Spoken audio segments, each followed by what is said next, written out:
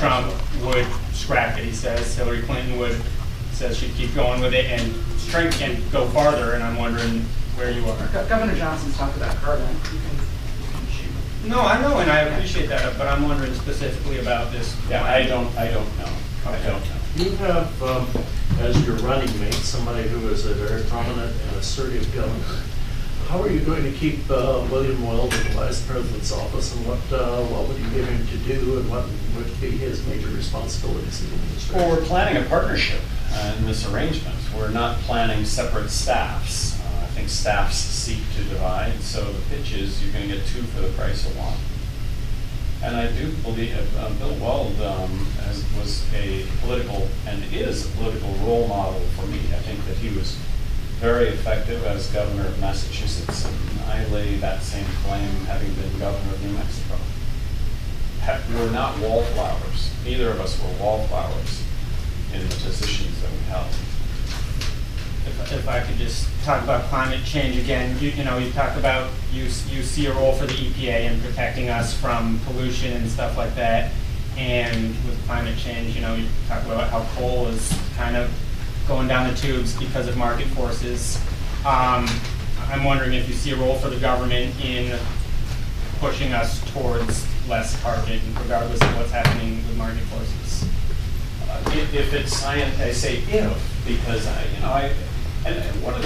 one of the things I really enjoyed about being governor was just being front and center to the information that is available from the people that you appoint within the EPA, in this case the state EPA, and those people, those bureaucrats that I found to be incredibly talented and informed.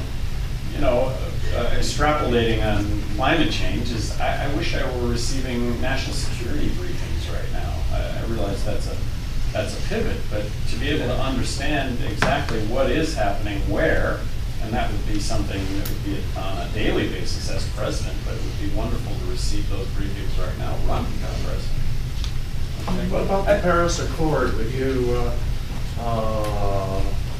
Mr. Trump says that he would repudiate it. Well, if it's at a loss of U.S. jobs, I'd repudiate it. Understanding that we're 16% of the contributing CO2 or carbon emissions load coming from the United States. So if we're going to kill jobs in the United States as a result of leading the way, if you will, I think there are laggards in the world that you might get to a point of equity in lieu of the United States taking a lead and potentially losing jobs as a result. But I don't think that's going to. That would be my analysis of the Paris Accord. I hate to dwell, but I feel like I'm still unsure if you see a role for government in fighting climate change, in getting us to produce less carbon emissions. Well, yes, but in that context, it is happening, and it's happening more so because of just a market approach to you and I wanting less carbon emission. Can to follow that up, the Obama administration has announced a moratorium on new federal coal leases on federal lands. Part of the reason for this is they are apparently taking a serious look at how federal leasing programs subsidize the coal industry. Can you talk a little bit about some of the sweetheart deals that have gone on in terms of the mining or the coal extraction and so on of federal lands? Would this be within your definition of corporate welfare? Well, it would be, and what you're talking about would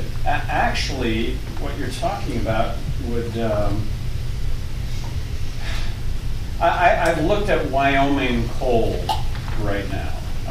I'm not sure that Illinois coal is the same as, I have to believe that there are similar operations to Wyoming coal But right now, you have all marginal coal assets have basically been bankrupted.